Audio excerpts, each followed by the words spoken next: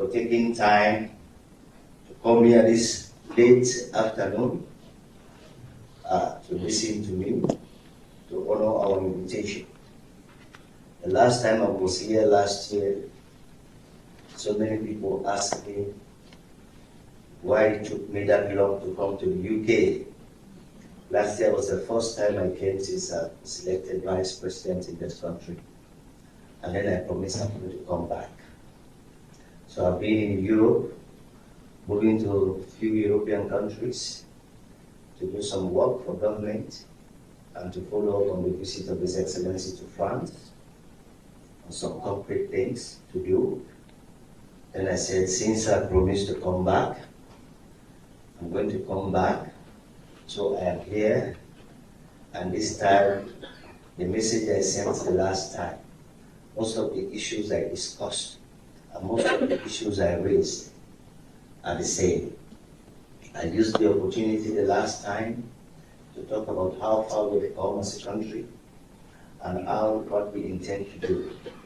What we achieved in the first term, what we were able to do in the first term, and what the Big Five is all about in the second term. I particularly made reference to the fact that the second term, the Big Five game changer, is a bridge. It's a bridge of what we did in the first term. Our investment in human resource, in human capital, our investment to add 1.2 million kids to school, the investment we did to reduce maternal and infant mortality rate, and the investment we made to promote women, gender equality, and women empowerment.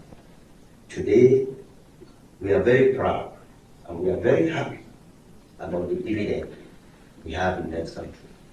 Today, when we sit down, we see that we have more girls studying science, mathematics, and engineering in Sierra Leone because they're given opportunity to do so. We are very proud.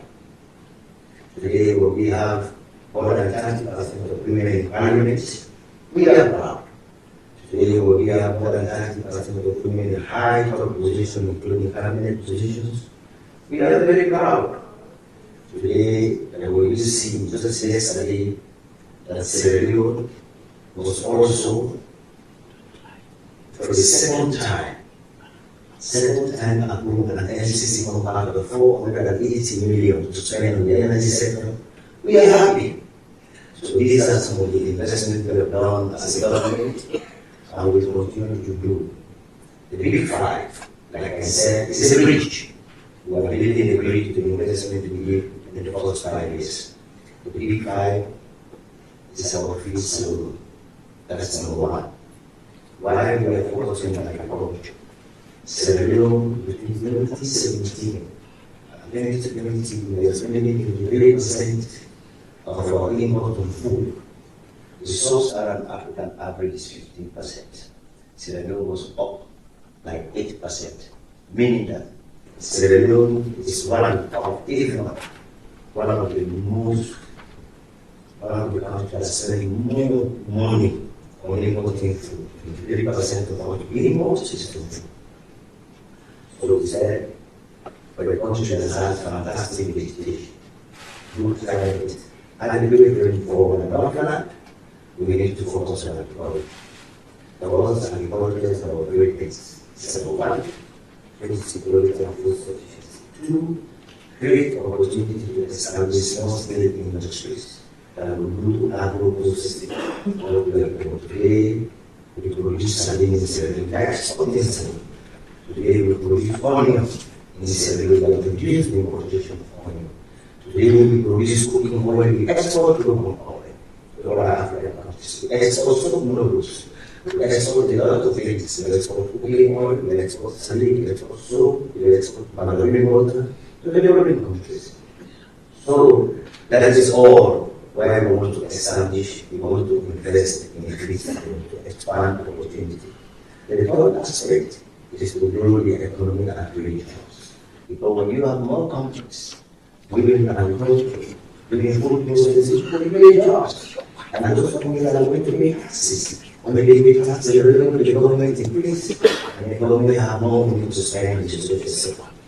So it is a priority for us, it's a priority for the president, The second one on the big five is infrastructure. When we talk about infrastructure, we're talking about energy. The last time I was here last year, I told you, when we came in 2018, access to energy was 16%. Today, access to energy is above 34%. And now we've just got yesterday, the second time the American government endorsed the $480 million compact. It is an energy compact. That $480 million is going to be spent on transmission, distribution, and electricity access to communities, and then modernize the old energy infrastructure. So we are working on that. We are expanding, we are building new grids. We are building a 40 megawatt solar plant, 10 in Lungi to support the entire Lungi town vicinity around the airport, and 30 megawatts community. All of this we are doing because if you don't have energy, energy is the fundamental pillar for development and transformation. If you don't have energy, and every time people complain in Freetown, I tell people Freetown before we came had less than 60 megawatts. But when we came, we decided that all those hotels, all those big companies, we have to extend electricity to them. Before we came, there was no big hotel in Freetown that had electricity in London, including the Radisson, the Benjamin. We gave them line. And when you take all those entertainment, hospitality space, they alone, they will suck almost all the electricity that the entire Wellington and Calbaton needs. But people in Calbaton and Wellington don't need air conditioner phrases. But when you take a hotel like Radisson Hotel that has got over 400 air conditioners, you can imagine that that's how people. So the more you give light, the more people ask for light. So that is the magic of light. The more you give energy, people ask. So we have increased energy in Freetown from 60 to 85. And even 85 is not enough because what Freetown needs is 120 megawatts. That is what we call peak energy. That is what we need. And for now, you cannot do that because we are trying to modernize the transmission line. The line does not take more than 85 megawatts. So we are building a new line that is called the 110 line that will take 110 megawatts. And when that is completed, we'll be able to meet at least over 80% of the energy need in Freetown. The other infrastructure thing that is important is road. We will continue to build road. We are building bridges. If you see, just 2 weeks ago, His Excellency launched a bridge in Bond District. In the next couple of days or weeks also, he's going to Panama to launch another one. We are building in the Tokpari Bridge. So we are replacing all those areas where people use those old type ferry. Then ferry they will in the draw. We are replacing them with bridges. The advantage of that is we are creating connectivity. We are connecting the ecologies. Because when you have good road network and access, agriculture becomes easy. Very important.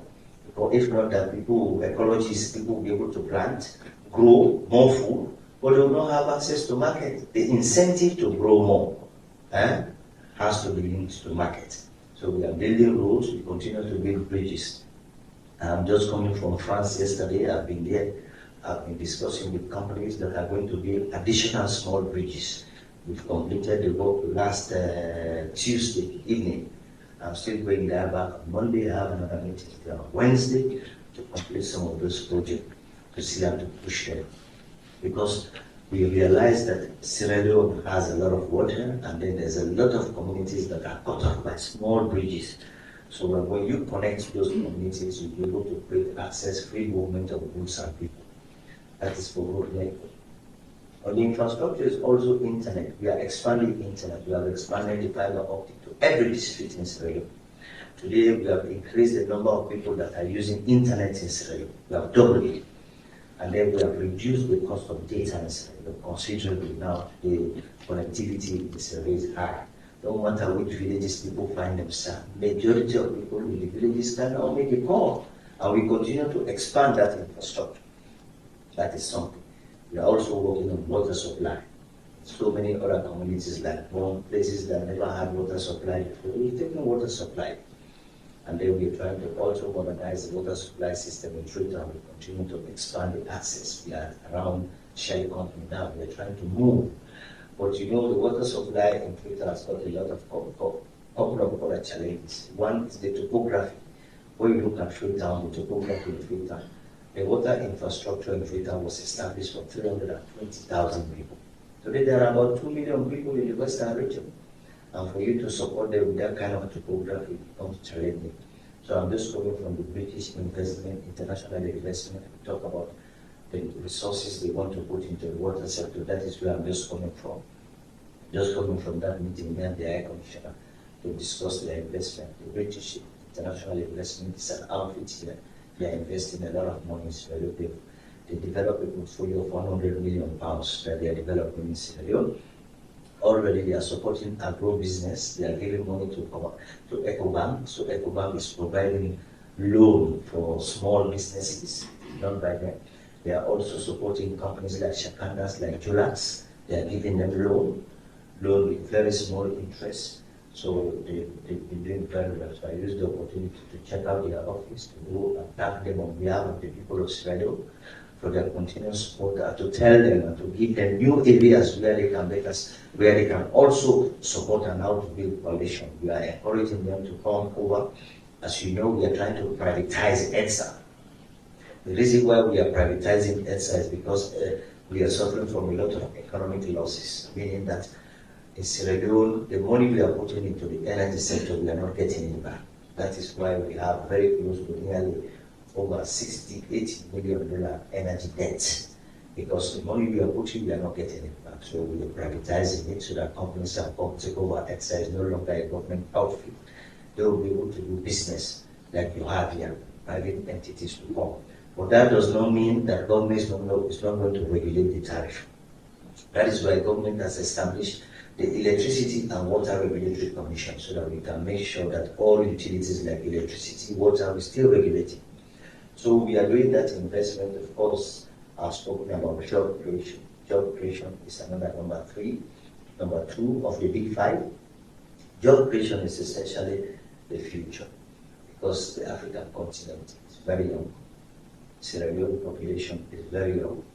And when you have a government that provides free education from nursery, school, in particularly our country, primary, secondary, and then free education for girls who are going to study sciences in the university.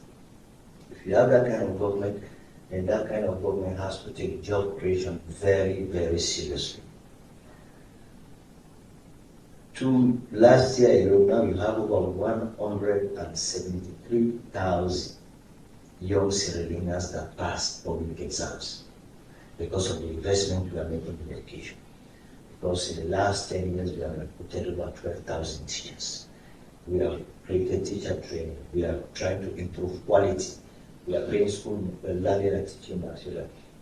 So if you have a government that is providing free education from primary, secondary school, and for girls that are studying sciences, that government has to take job creation very, very important.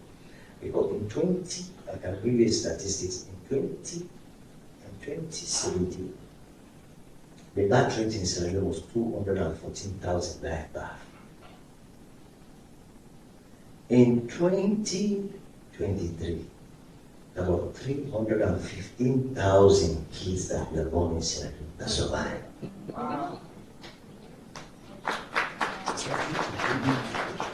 Well, you can see it's good news, but between those 2 years, from 215,000 in 20 to 224,000, now we are at 315,000.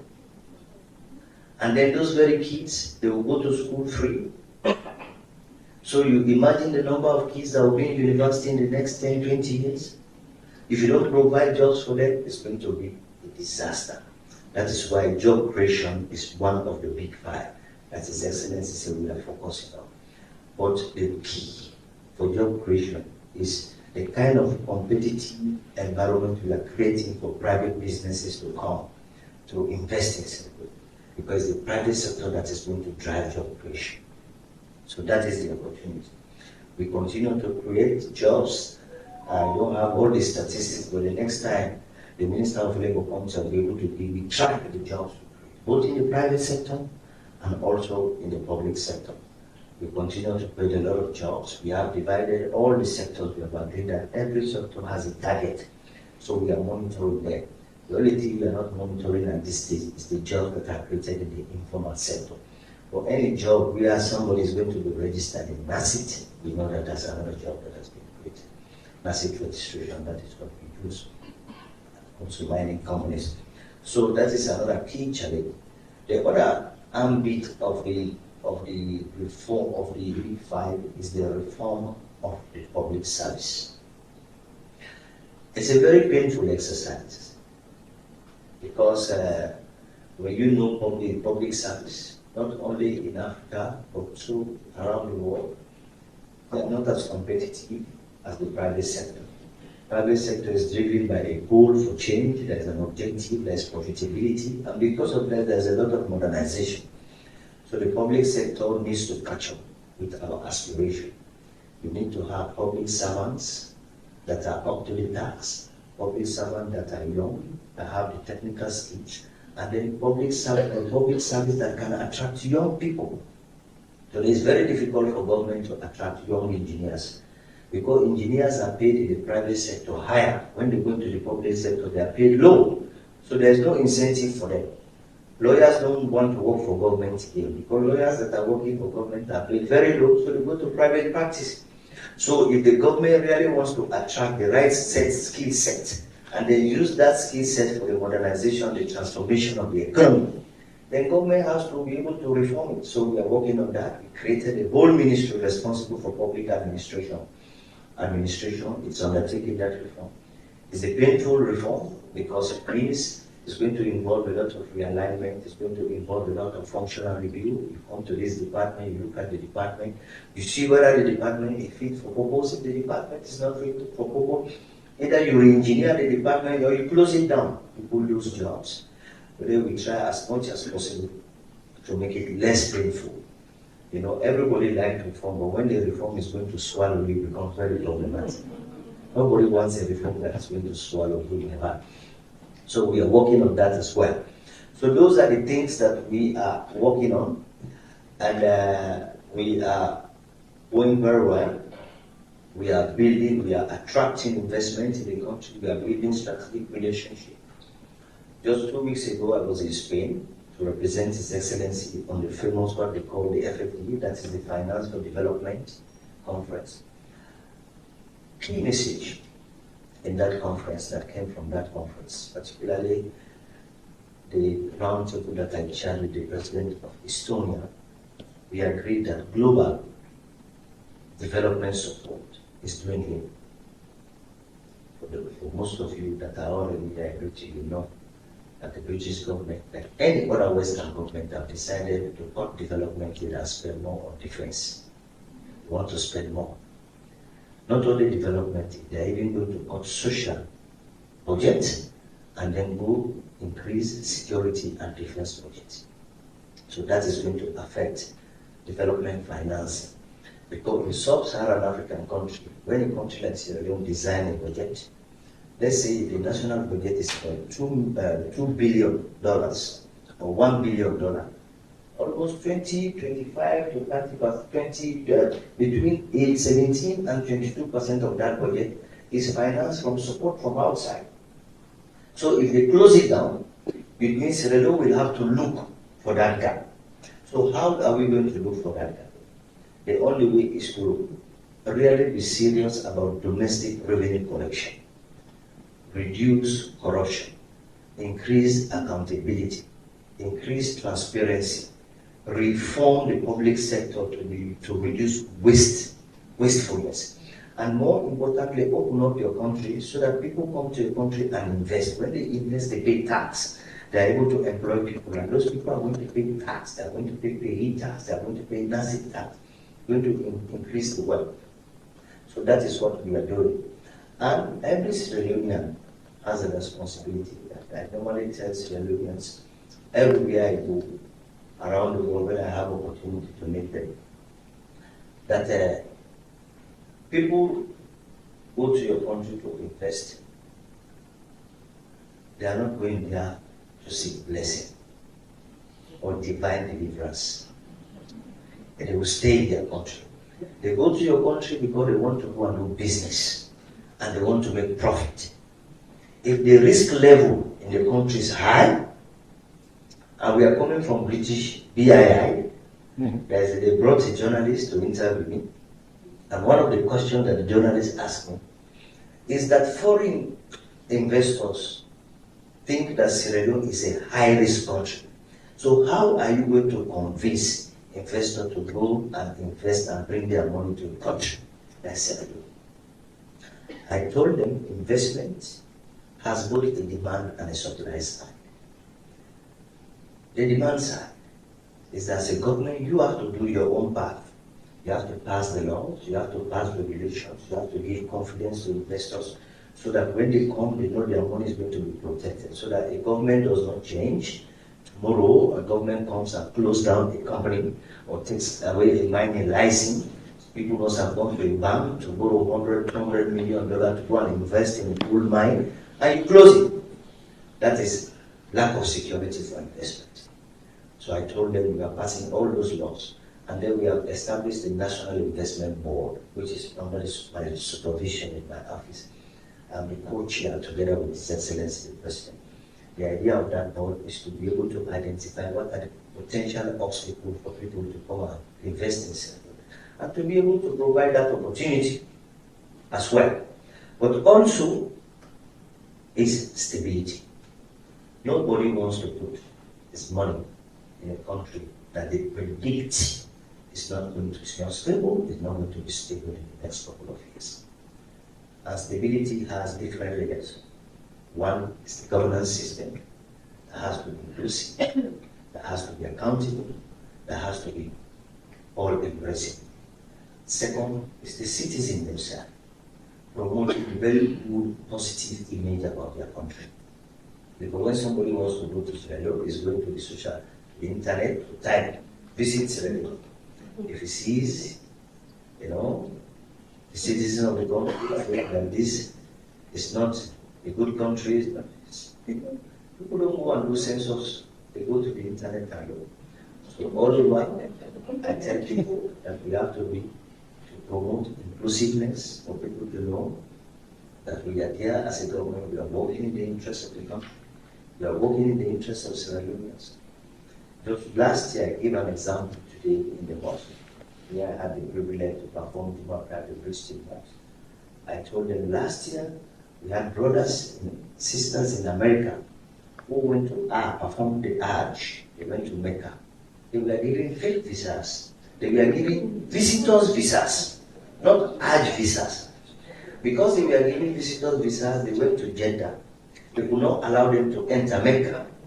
So they took them at night by road. They walked in the desert. Some of them died. Yes? I don't know, you have not heard of that. You have a whole couple. He died, the wife died. They died of exhaustion. They died. So, since the Hajj is under my supervision, so because of that experience, even with our team in South, we had to go and look for the other Sierra Leoneans. We gave them medicine, we catered for the remaining ones. We looked after them. So when I came back, after that, I said, we are going to support, as a government, every Sierra Leonean that is in the diaspora that wants to go to Hajj, so that they go to Hajj in comfort and they come back. We did it this year. We sent over 1,500 Sierra Leoneans, including from Australia, about 280 in the UK. They went on the Sierra Leone ticket. They went, we sent people, they came, they spoke to them, we gave them passports, Sierra Leonean passport if you don't have, and gave them the visas, They went to Mecca, we made sure that we monitor where they are going to stay, we monitor the lodging they are going to get. And I was very pleased to go to the mosque today in Bristol, and the Imam made reference to that. And I'm particularly pleased to see that what we did as a government, we took an action in the interest of Sierra Leonean people in the diaspora, and went to a mosque and the Imam spoke about it. And even when I left the mosque, I had to send the message to His Excellency the President that today the Jamaat in Bristol, we are very happy that we took the extraordinary steps to make sure that as long as we are in Sierra Leone, no country, African country, has done that. We are the first to move outside of the borders, go look for our citizens wherever they are in Australia. If they want to go to Hajj, we make sure they go under the Sierra Leonean border. And we're going to continue. These are the kind of things we do as a government for our people. These are all what we call the demand side. The supply side is that you, the citizens, sometimes if we do good, clap for us. Don't blast us all the time. Encourage us to do more. Encourage us to do more. At least give us 56 or 60% pass mark. Then we aim to get 70 and 80%. Because the whole beauty, I tell anybody, that there is no president or vice president that does not want to do extraordinary things with people. There is nobody that does not like to be praised. Nobody will tell you that I just like to be blasted. We want to be praised, we like to be praised, so we are going the extra mile to do anything we can to people. We've done a lot of extraordinary things. Today, if you go to European countries, they will clap for us because we have more women members of parliament than some European countries. We have more young women ministers, less than 40 years old, that are moving around the world. They have platform to talk on behalf of Sierra Leone. Today, we have more girls in Sierra Leone studying science, mathematics, and engineering than any other time since independence. That is because we have given them the opportunity to do so. The world is changing. The economies of the world is changing. The world, the big powers, they are now going to look after themselves. When they wake up in the morning, they have to calculate tariff. They no longer calculate how many support they are going to give to other countries. They calculate what is it that they are going to get in terms of economic return. So we also, as African countries, have the responsibility to look inwards, to ensure that we take serious the governance of our country. We take serious the development of our country. We take serious the destiny of our country. That is exactly what we are doing. So my call here today, like I said the last time, I don't have any new additional message, because most of what I've said here today, I said it the last time, and I keep saying it every time I have the opportunity to do so. Is we look forward to building a more inclusive, democratic, and accountable society and state. Today, our international standing, make no mistake, just yesterday we were approved for the second time on the MCC, $480 million impact. Our international standing, not any other time in Sierra Leone, is very high. When we go to countries, from Spain to Brussels to France, we are given the red carpet. We are not giving the red carpet because I'm a nice guy. We are giving the red carpet because we have shown seriousness in how we handle the matters of state. We are giving the red carpet because we have demonstrated that we can be able to transform our country. We are giving the red carpet because We are building hope, and that is the hope I am bringing here to you, for you to know that His Excellency the President has put a team together, and that team is trying to do his best. We are giving the best of our best to transform the country. Because when I come to London, when I see people, they clap for me. They say hello to me. Because I tell people the biggest challenge that will happen to anybody is when you are very young, you are assuming a responsibility. Because if you are very young, you have responsibility like we have. If you don't perform, if you don't do good things, you live very young, you have more time for people to insult you. But if you are very old, you are 18 years old, you live power, you have just 2 years to live and die. So people have only 2 years to insult you. For a guy like me, you have 25 years, inshallah. Inshallah, 25 years. 35. So if I go to Brixton, most they don't look at me. So that is why we are killing ourselves. We are doing everything we can because we know we are young and we still have a long way to go to continue to give what we have to move the country forward. Inclusiveness, let's come. Sierra Leone has an extraordinary opportunity. Right now, as I'm talking to you, we are building. If you are following social media, the Prime Minister of Senegal was in Sierra Leone on my invitation for 2 days.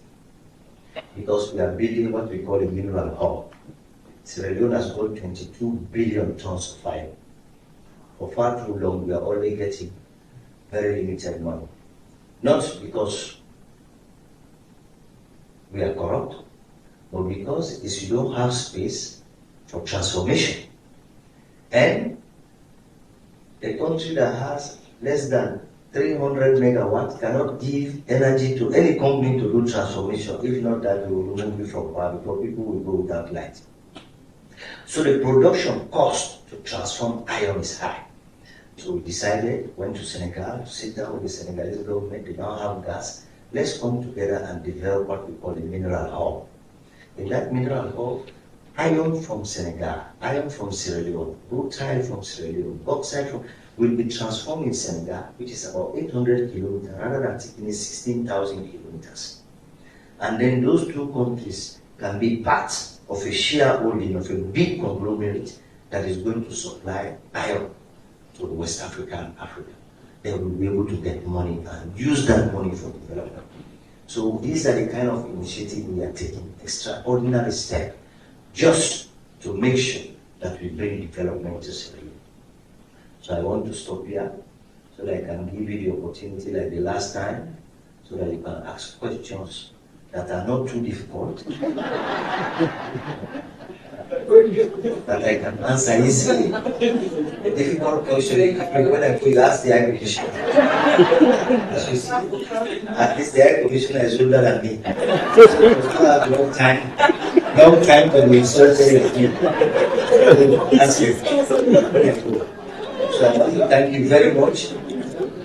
I want to thank you very much. We are trying our best. We are trying to reduce the cost of going to Sierra Leone. Just yesterday, I was talking in my hotel about the airport charges and also the boat charges. All of that, we are trying to review them so that when you go with your family, it costs you less. We are trying to see how to encourage more routes to Freetown. We have been talking to Ethiopian Airlines. We want to see how that is going to end. So these are the things that we're doing. So I want to stop here and give you the opportunity to ask very easy questions. But the opportunity just to thank me for a good speech. Thank you very much.